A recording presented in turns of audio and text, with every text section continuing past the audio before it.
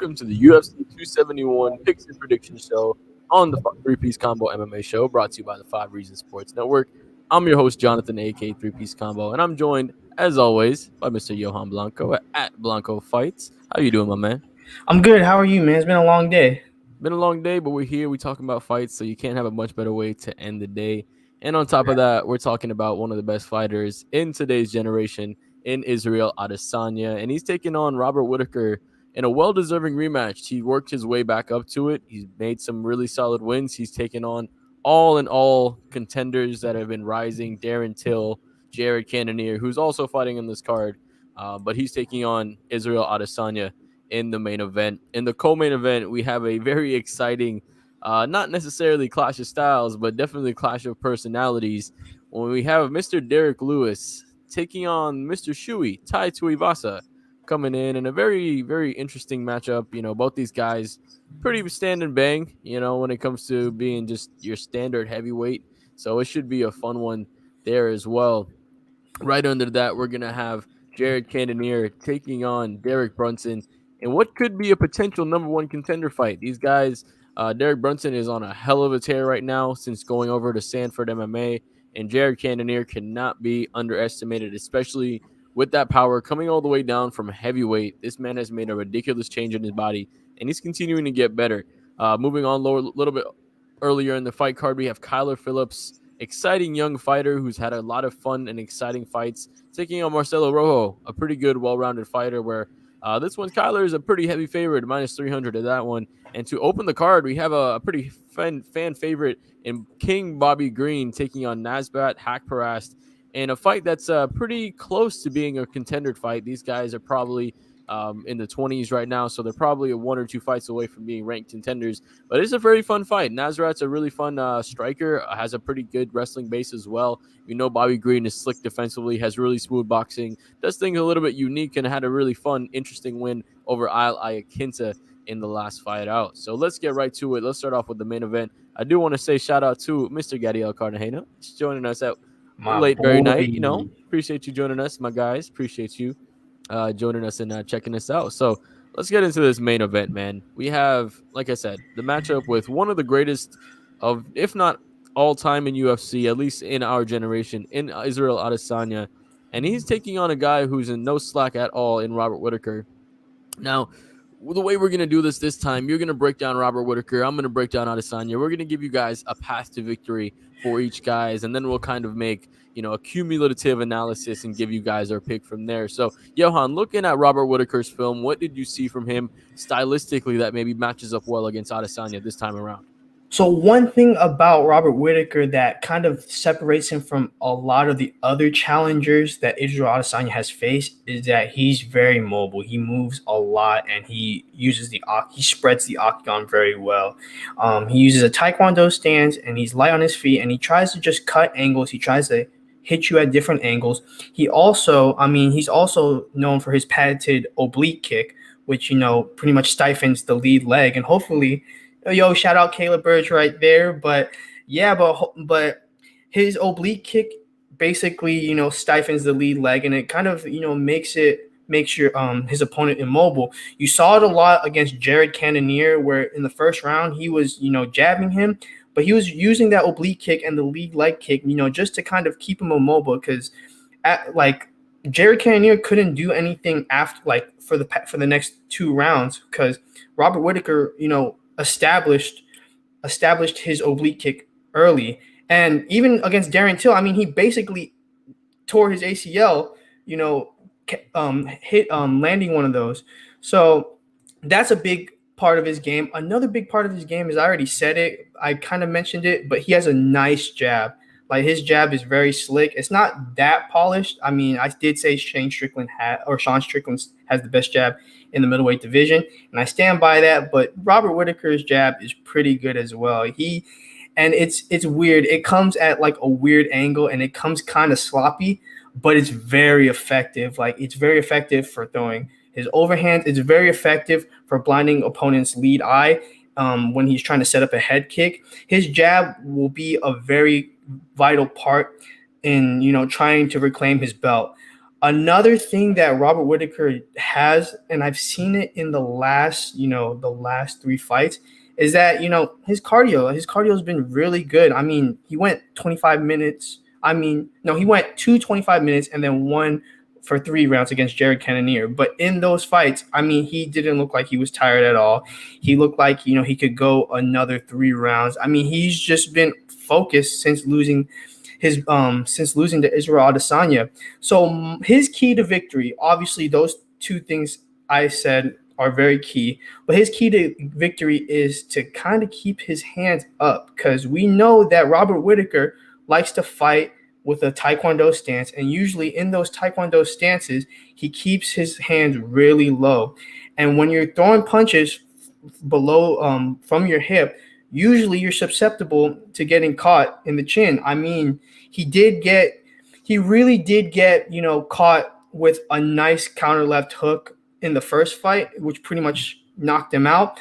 And if he really wants to, avoid that again, he needs to have a high guard. Like, he needs to be able to be mobile, to be able to pick and pocket his shots, and he needs to have a high guard, because I mean, Israel Adesanya is probably the best counterpuncher in the UFC. I mean, he's just so fast and he's so slick, and it comes at weird angles. He can be off balance, and he'll catch you significantly bad.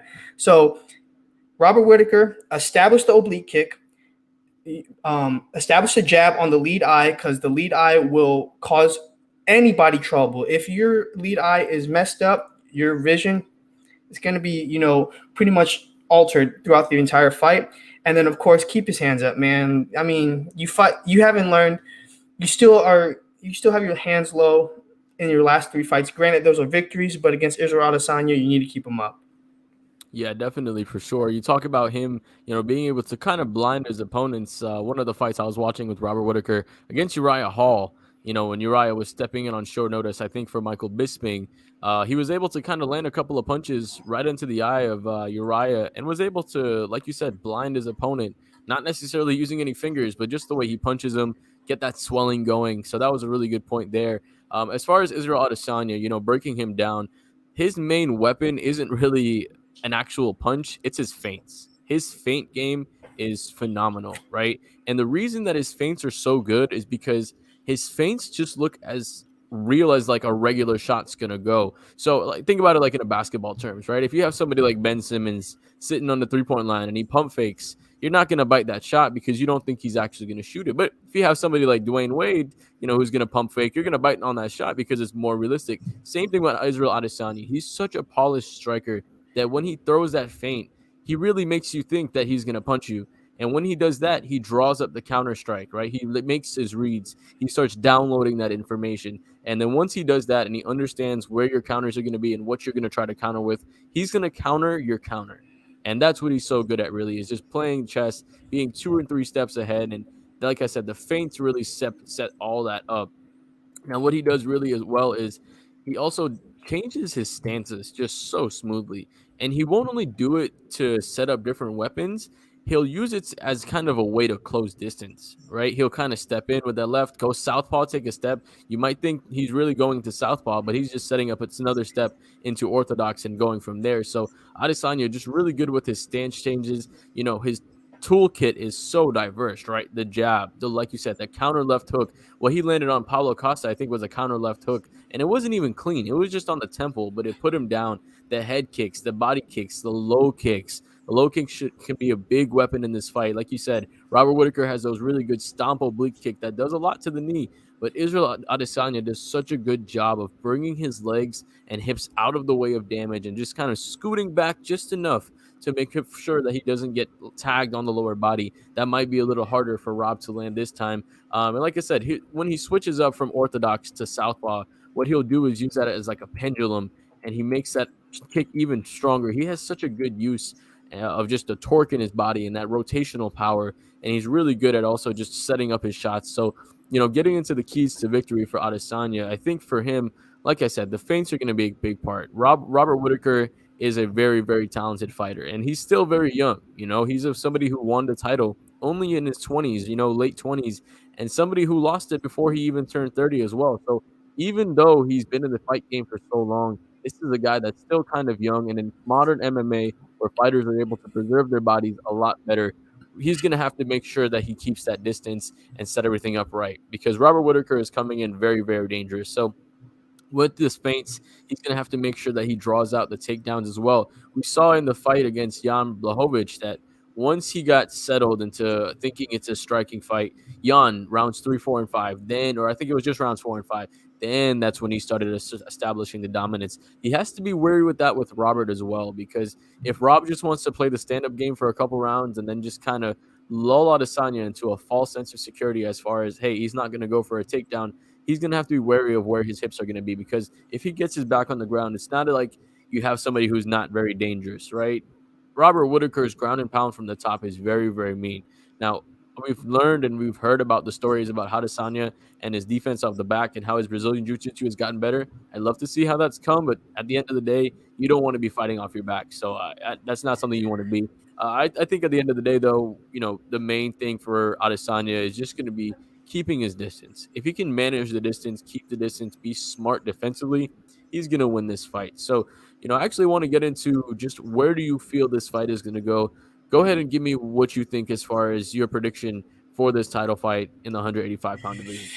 Yeah, man, this one's kind of tough because I feel like it's a lot closer than the odds may say, and I think this time around this fight's a lot closer than the first fight on paper.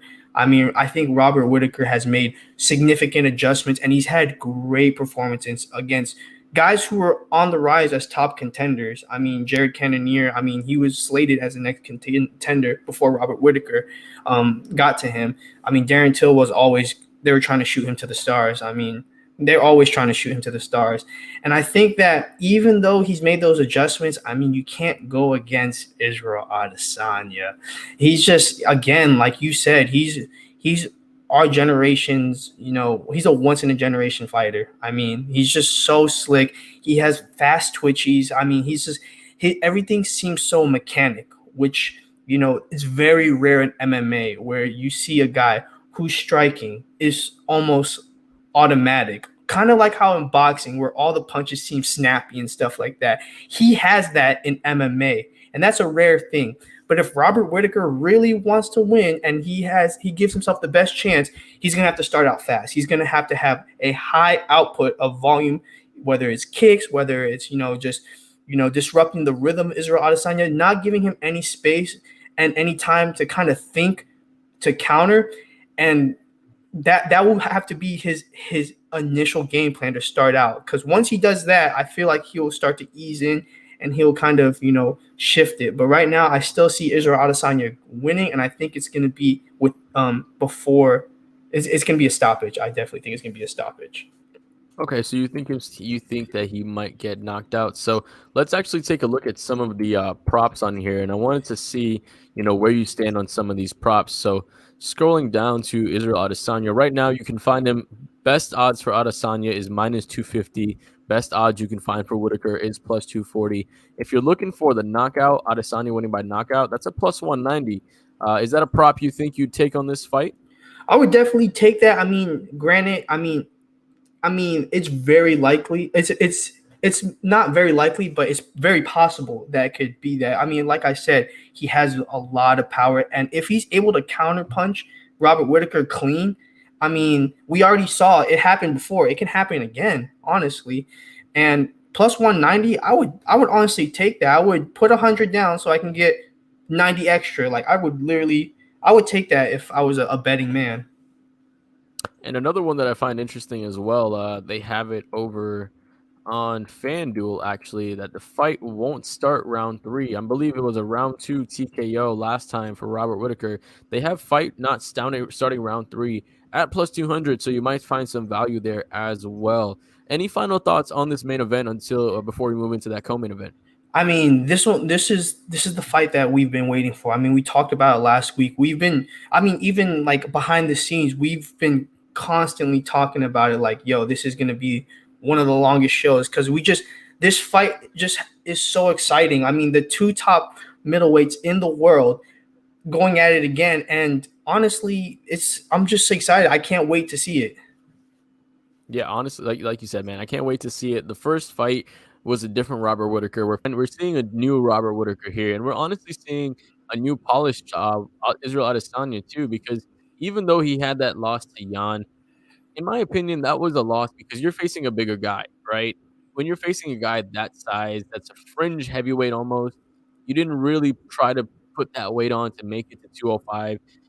That loss is going to be a loss that's understandable, right? Because he took you down, regardless of how good your takedown defense was, he had that big brother power on you. So it would have been a tough case for him to win anyways. But we saw with Marvin Vittori when he came back down how he was able to handle him. And Marvin was showing on a pretty good win streak as well. But man, he completely outclassed Marvin Vittori. And I think in this fight, we're going to see a very polished Israel Adesanya one more time. I do think Robert Whittaker has the ability to win a couple rounds that if this fight goes to the decision. But I'm right there with you, man. I'm going to take Israel Adesanya. I think that this might actually go to decision. I think Robert Whittaker is going to be able to survive this time. I think, like you said, he's just a little bit smarter of a fighter. I think his fight IQ has grown since the last time. I think he survives and makes it out just to the decision. And I wouldn't be surprised if he won a round or two, honestly, as well. Just using his takedowns, like you said, making this fight a little more dirty instead of as technical. If you can make this fight a little more dirty, get away from the technicalities, which is Israel Adesanya's strengths, I feel like this is a fight that he can grind out a little bit and definitely has the potential to win, but it's really going to be tough for him. Let's move on to this co-main event because we have a very fun one here. Um, Derrick Lewis coming in fresh off of his knockout win over one of the Dawkins brothers. I think it's Chris Dawkins. Easy first round knockout. He was able to get it done. It looked like a 5-year-old playing UFC 4, right? Because it was just spamming right hook, right hook, right hook, right hook. That's all he was doing. He was pretty much grabbing the head of Chris Dawkins and then slamming a right hook into it. So get me into that fight, man. Talk to me a little bit about Tai Tuivasa and what you saw from his film breakdown because he's coming in, man, and he has a little bit of a hype train and he's a fan favorite as well. Both of these guys are fan favorites. I mean, listen, he was before this winning streak, he was on a 3-fight losing streak. It was not looking good for Tai Tuivasa. The hype train was down. It was literally down. And then he moved to the States and went to AKA. And that move itself pretty much changed Tai Tuivasa's entire game. Yes, he could be a brawler. Yes, he is. And he's a powerful puncher. And he's a very high-level kickboxer. I mean, that's his background. He's a kickboxer. And he has some really heavy kicks. But what you've seen since he's been in AKA, he could be very methodical as a stand-up fighter. And his takedown defense has improved significantly since he's been with elite guys such as Daniel Cormier, Khabib Nurmagomedov, all those guys. But granted, with Derrick Lewis, you really don't have to worry about the takedowns. This is going to be like a rock'em sock'em fight.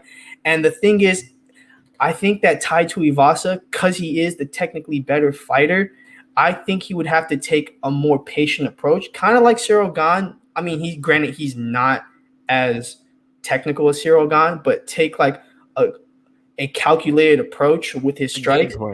A game plan, exactly. Because the one thing that Derrick Lewis cannot stand is a game plan. That's the one thing. Like, he throws that out the window. You know how he is, Hail Mary shots, entertaining fighter. But Tai Tuivasa's keys to victory, this is big. One, obviously, leg kicks. Hit that lead leg. That man has a trunk for a foot, and he has some massive leg kicks. I think that would be very good, to kind of stifle the mobility, the little mobility that Derrick Lewis has. Granted, I do think Derrick Lewis has shown some mobility, but he's not as nimble as all the other heavyweights, if you know what I mean. And another thing, I mean, he's a great counter puncher. I mean, did you see how he freaking knocked out Greg Hardy? I mean, if Derrick Lewis gets over aggressive and pushes forward, Tai Tuivasa has the target. And I think that if he's patient enough while Derrick Lewis is being aggressive, to catch him, it's gonna be a short night for Derrick Lewis. But overall, man, Tai Tuivasa has improved overall as a fighter. He's been a better tactician, and he's came in with an actual game plan since he's with AKA. So I think that this could be an interesting fight for Tai. Yeah, the matchup still it really does match up stylistically pretty well because this is a fight where it's every both these guys have a puncher's chance, right? Both these guys can go in and land that perfect punch and knock the other guy out cold. In my opinion, looking at what I saw from Derrick Lewis, I mean, he's like I said, one of the most fan beloved fighters. But in the ring, sometimes you can get a little bit impatient with him because he is so patient. He's one of the more patient fighters. He'll kind of sit there, he'll wait, he'll wait. He won't really throw too much. He'll wait till you close in the gap a little bit. And once you close that gap, he'll go in and he'll go in for that explosion and have that burst, maybe throw that left hook and that right hook and keep it there.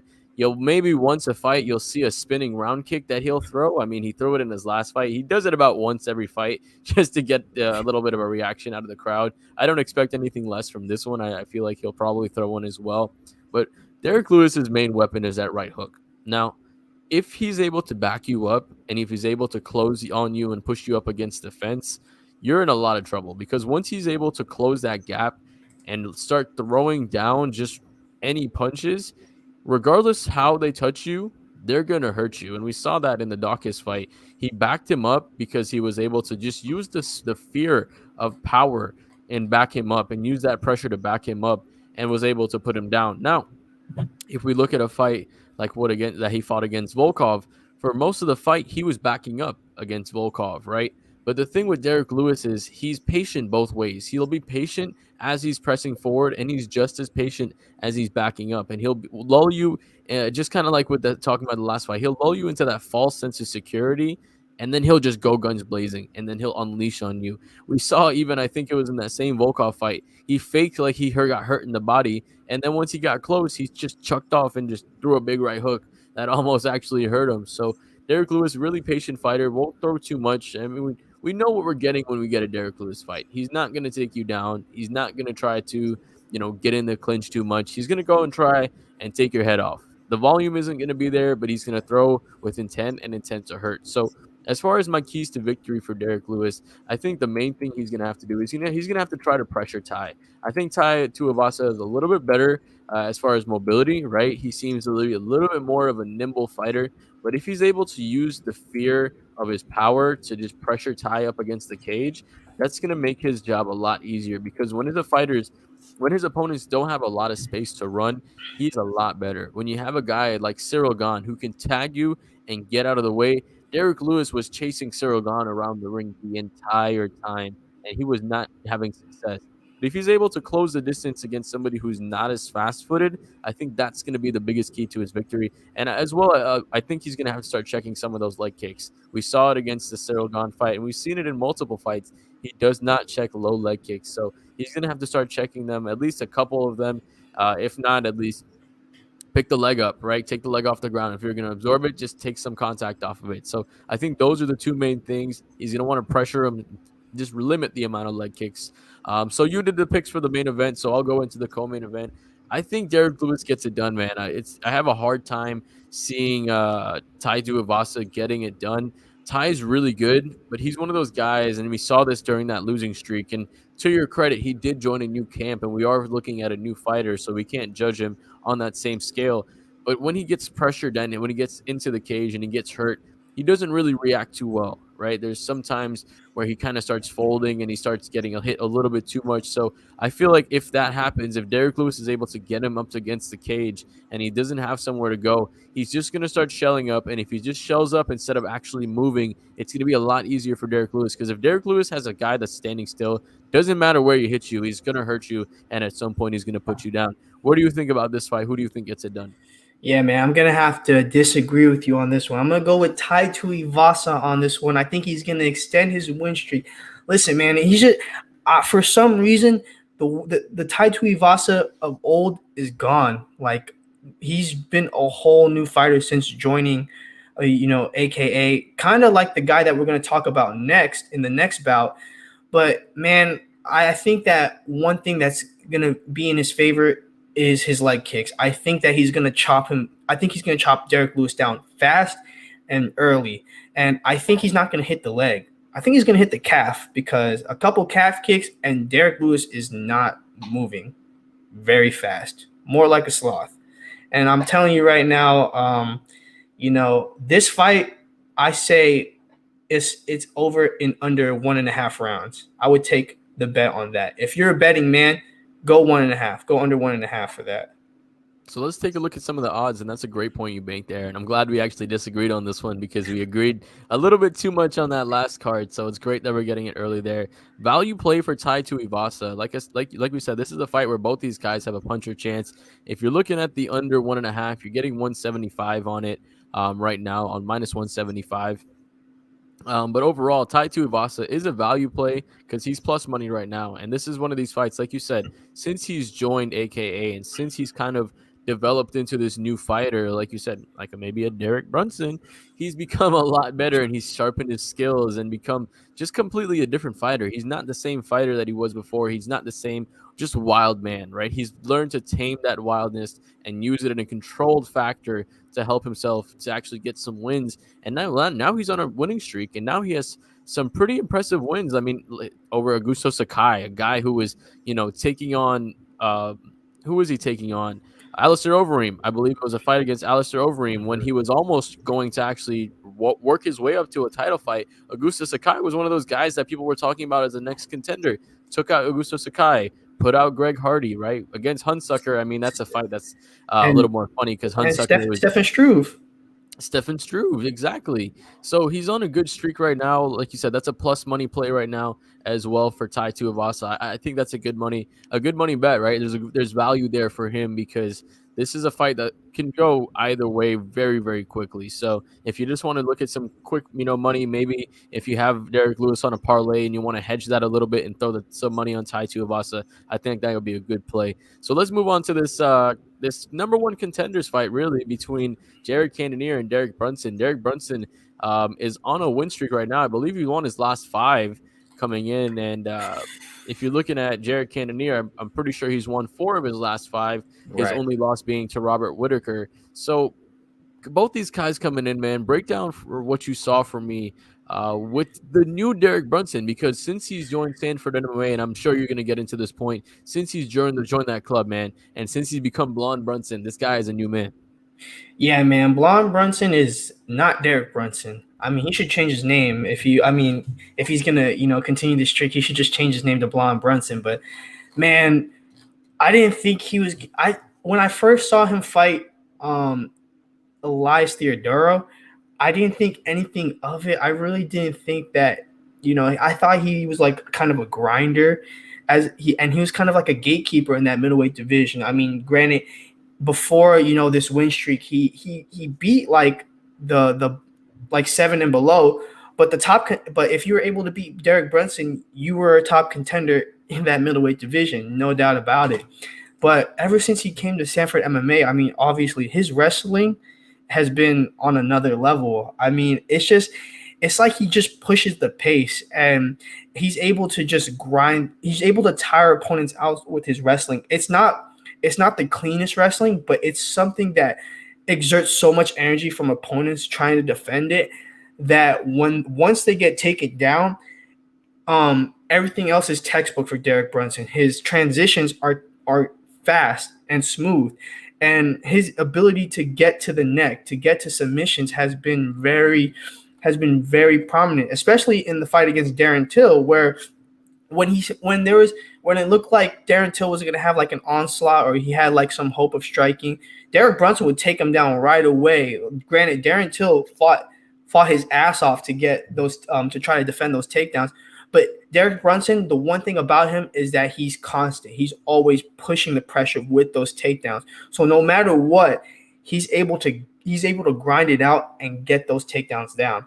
So that's one thing. And another thing is that because he's been so successful with his wrestling, it's opened up his striking game very significantly. Granted, he's not the best striker in the UFC, but he is very solid. And what he can do with his striking is set up his takedown. So it's like he's able to mix everything up and it kind of makes it difficult to kind of plan against Derrick Brunson because, yes, you're anticipating the takedowns, but then once he starts being successful in, swinging, he's not the most polished striker, but he's he's been fairly accurate as of late.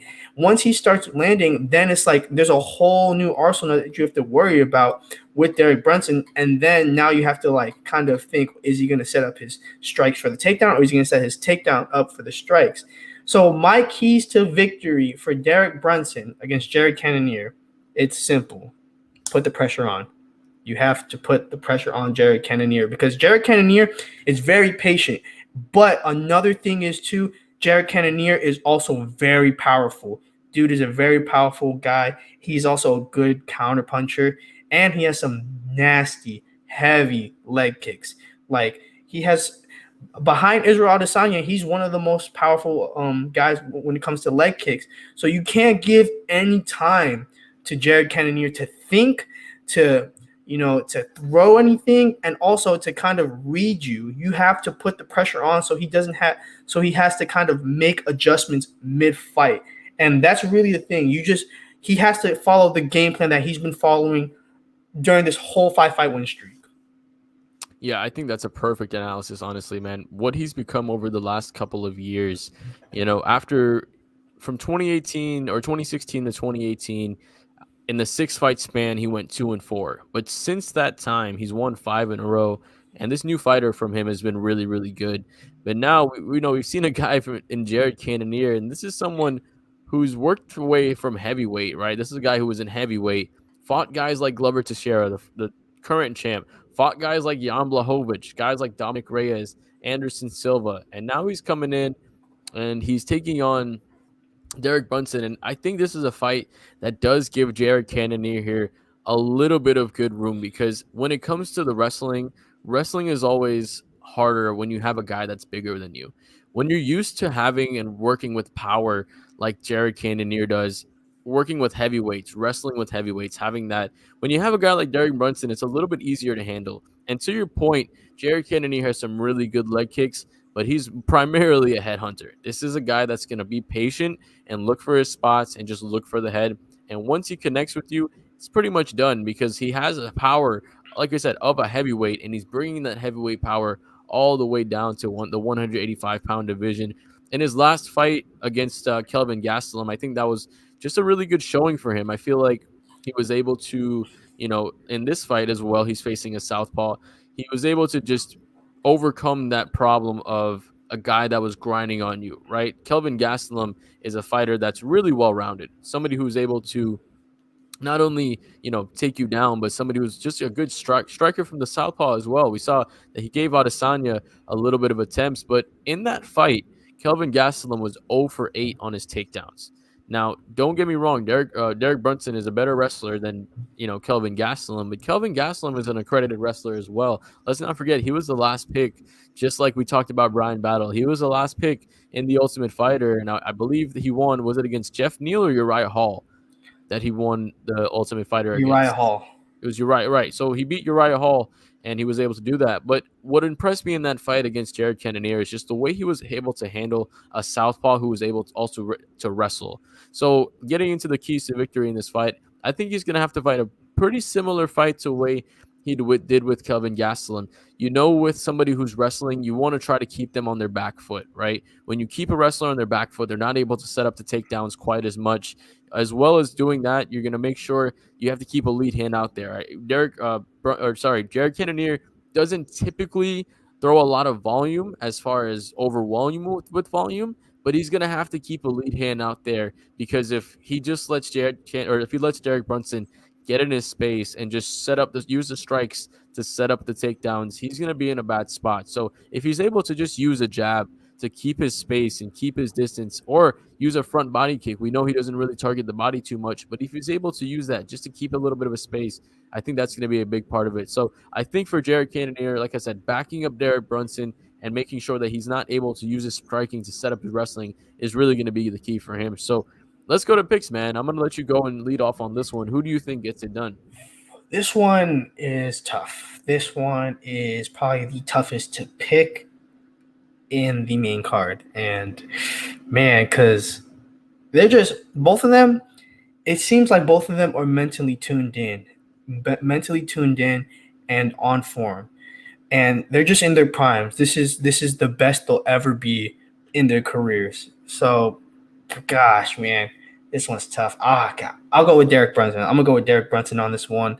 I think that I think he'll be able to implement his game plan quicker than Jared Cannonier will be able to, and that will be the key. If he starts off fast and gets those early rounds, gets the first 2 rounds, if he's able to put the pressure and just grind it out for the first 2 rounds, I mean, he already wins on points. And I think that if he just starts out fast, just constantly puts the pressure and kind of, you know, make Jared Cannonier almost panic, in the sense where he's not able to get his bearings and not be able to kind of calculate every move that Derrick Brunson is doing, and have him more think about how to defend the sweeps and how to defend the takedowns. That'll really work in Derrick Brunson's favor. And heck, if he's able to tire him out, he might be able to go for a submission. Yeah. Honestly, I hate to do it, but I'm gonna have to agree with you here. I think Derrick Brunson is a really is a really good fighter. Coming into this one, I think what he does a really good job is he weaponizes his cardio. Right, he uses his cardio as pretty much a weapon, and like you said, he makes his opponents panic. He makes them have to react instead of be proactive with their striking, with setting things up. And the thing with this is, if Jared Cannonier is able to, land something on Derrick Brunson, I think Derrick Brunson is going to be able to at least hang on to a hip, get into a clinch position, just keep himself safe. He's a very, very good veteran fighter who's able to just, capitalize on his opponent's weaknesses. So if he's able to just get close, get 2 takedowns this fight, if he's able to get 2 takedowns in one and two, in just 2 separate rounds, I think he'll be able to maintain the top pressure just enough. We saw in the Kevin Holland fight, he was able to land a massive amount of takedowns. Now, Jared Cannonier is not Kevin Holland, and they don't have the same takedown defense, but I think this is a fight that he's going to be able to take him down. We saw in the Robert Whittaker fight, the pressure that Robert Whittaker was able to put on Jared Cannonier kind of posed some issues to him. And I picked Jared Cannonier to win that fight. And Jared definitely landed some shots against Rob, but I think this is going to be a fight where we see Derrick Brunson grind it out and get the win. Any final thoughts on this one before we move on to the next fight?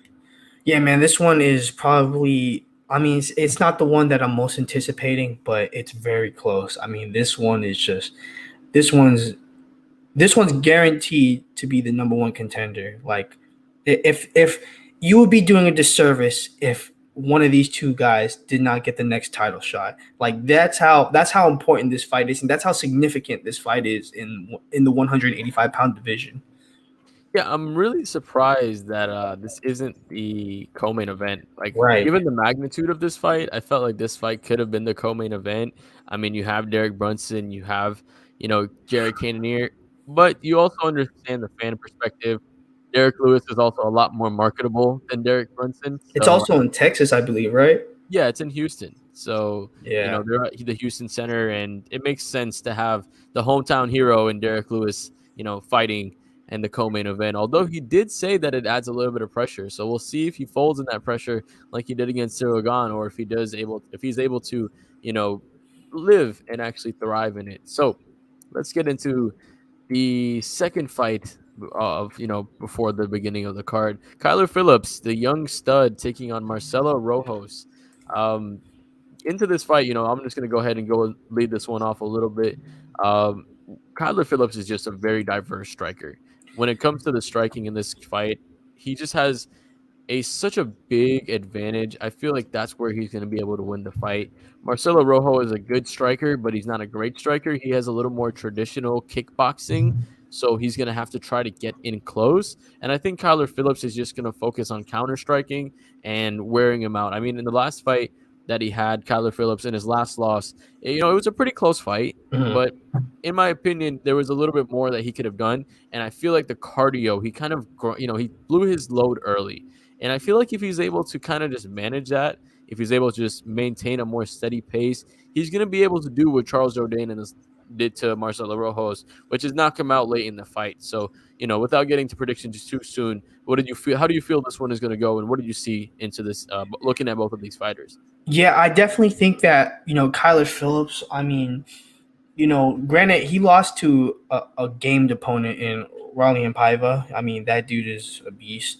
But I mean, one thing that one fight that made me notice Kyler Phillips like significantly is the fight against Yadong Song. I mean, Yeah. Song was the guy to move China's, you know, contendership in the male divisions, and Kyler Phillips pretty much stopped that hype train for a little bit. And he's an exciting fighter, but you're right. Like he kind of gets overly. I think he gets over eager, and he likes to sometimes go for the finish fast, or at least try to put an onslaught of attack fast. But then it's like he gets an adrenaline dump after doing that, and that's the one thing he really has to avoid. As for Marcelo Rojo, I mean, I don't know, man. You're 1 for 2 in your last three. I mean, you lost to prospects such as John Castaneda and Charles Jourdain. I'm going with Kyler Phillips. I know you didn't say the predictions yet, but in favor, I think Kyler Phillips is the one who's winning this. No, I'm right there with you. Just getting into the predictions right away here. I do think Kyler Phillips got it done. I think this is one of those fights that they put on the card to kind of showcase the young kid, right? Right. Marcelos isn't really the best striker, but he has some striking to him. So, he's going to be able to stay safe enough for a decent amount of time. But I think this is something that we'll see kind of like what we saw with Sean O'Malley, where he's just able to kind of showcase himself. I think this is where Kyler Phillips does get it done. Looking at some of the odds here, Kyler Phillips is a very heavy favorite on this one. I believe he is, minus 350 is roughly the best odds you can get at him. You're looking at minus 410, minus 425 in a lot of places. Plus 330 on Marcelo Rojo, but like I said, not really many paths to victory for him to win. So not really a great bet unless you're planning on throwing Kyler Phillips in a parlay with some other ones. But let's get into the opening fight of this card. Pretty fun fight. Honestly, one of my favorite fighters, King Bobby Green, taking on another guy who's, kind of looks like me, but a little wider, Nasrat Haqparast. So let's get into that one, man. What did you see looking at these two fighters in your analysis? I think this should be an entertaining fight. I mean, Bobby Green, I think he's always in solid fights. We've talked about it before. I mean, he's pretty slick defensively, and he is very good on the feet. I mean, his boxing is pretty good. I mean, one fight that this was a long time ago, but one fight that really stuck out to me was the fight against Josh Thompson. I mean, that was in 2014. That was about almost 8 years ago. But what he's shown in that fight has stayed with him throughout his career, and that's he's able to counterpunch, and he's able to get out of range of his opponent's range, just in the nick, like just barely, so that way he's able to counterpunch very, very accurately, and to leave his opponent very open for anything else. As for Nasrat, I have not watched that many fights of him. I do know, though, that he has 9 stoppages, one of them against Joaquim Silva. But he is coming off a loss against Dan Hooker. Granted, I don't think that's going to affect him too much because Dan Hooker's a top contender. But overall, I think this fight's going to be very entertaining. I think it's going to be a very entertaining opener to start out UFC 271. Yeah, I'm right there with you. I mean, you look at the only losses in the last about 7 fights for Nasrat. I mean, Drew Dober and Dan Hooker. Those are the only two guys. Those are great ranked contenders in the lightweight division. Outside of that, like you said, he's stoppage win over Joaquim Silva, couple of unanimous decisions as well. But this is a fighter, who's able to do it on both ends. He's not necessarily a takedown artist, but he's able to put the pressure on you. But his striking is very unique as well, because when you look at the way he just kind of sets everything up, he comes at you from a southpaw stance, so everything is a little bit backwards. But when you look at Bobby Green, this is a guy who's just so slick defensively. His boxing and the way that he's able to just slide out of the way of punches and just kind of shoulder them and just kind of get that little shoulder roll going. He's so good with that. I mean, we saw in his last fight against Ali Akinta what he was able to do, man. It was a beautiful, beautiful right hand. Just kind of like throwing a baseball pitcher, throwing a pitch. Just landed it beautifully, put him down right away. So let's get into predictions, and I'll lead off on this one, man. I love Nasrat. I think he's a great fighter, and he's the up-and-comer in this one. But I'm going to go with Bobby Green, man. I think Bobby Green gets it done. I feel like he has a little more of the it factor and he has the veteranship. And when it comes to the striking, he had a little bit of a problem Nasrat did with Dan Hooker. Now, Bobby Green isn't the same striker as Dan Hooker. He doesn't nearly have the same range, but the boxing and the unorthodoxness of Bobby Green, I think is going to give a little trouble for Nasrat. I think he's going to have a hard time setting things up initially. And I think once he's going to, once he starts landing stuff, it might be a little too late for him. So I'm going to take Bobby Green. I don't think it's a knockout. I think Nasrat's able to, survive the whole fight. But I'm going to take Bobby Green by decision here. What are your thoughts on this one? Oh man, I can't agree with you, but I have to agree with you. Ah man, it's Bobby Green. Granted, I think Nasrat, will bounce back from this loss. I just don't think it's gonna be this Saturday. I mean, I think it's gonna be an exciting fight, but in the stand-up game alone, there's just some tools that Bobby Green has that I can't even describe. That it'll be kind of overwhelming for Nasrat, whether it's the feints, whether it's his counter punching, or whether it's the way he reads Nasrat's body language. I think that might be a little too much for Nasrat to handle. I don't think it's going to be a stoppage. I think it's going to go all 3 rounds, but it's going to be a very entertaining fight. Yeah, I do believe it's going to go all 3 rounds as well. So both of us taking Bobby Green, and I did want to pull up, just take a look at some of the Tapology predictions and just see where everybody's mind is at right now. And let's just look at it right away from the main event. Looking at Adesanya versus Robert Whittaker, about 72% of people are taking Israel Adesanya. Most of those are taking them by decision. You got 28% of people taking Whittaker. Most of those people that are taking Whittaker is taking them by decision. Does that surprise you at all, or is that roughly what you thought it was going to be? Say that one more time. Just say both again. Oh, I don't think I had it on screen, did I? Nah. There we go. So let's go back to it. So I can show the people, because we are a number of the people. So Adesanya, we got 72%, and we're looking at 58% of that by decision. And then we're looking at 28% of people choosing Robert Whittaker. We're at about 1,300 votes here. So this is being the 67 of those 28% taking that by decision. Do you think that's accurate, or do you think that knockout for Adesanya should be a little higher? I don't know. It's kind of hard to say because, I mean, on the eye test, it should be a little higher. But granted, Israel Adesanya, since he's fought in title fights, he's only stopped 2 people, Paulo Costa and Robert Whittaker. Granted, because he stopped Robert Whittaker, it should be a little higher. But at the same time, I think Robert Whittaker has done the adjustments he's needed so that way he's not susceptible to getting counterpunched or to be in dangerous situations. But that being said, I agree with how large the decision portion of the votes are.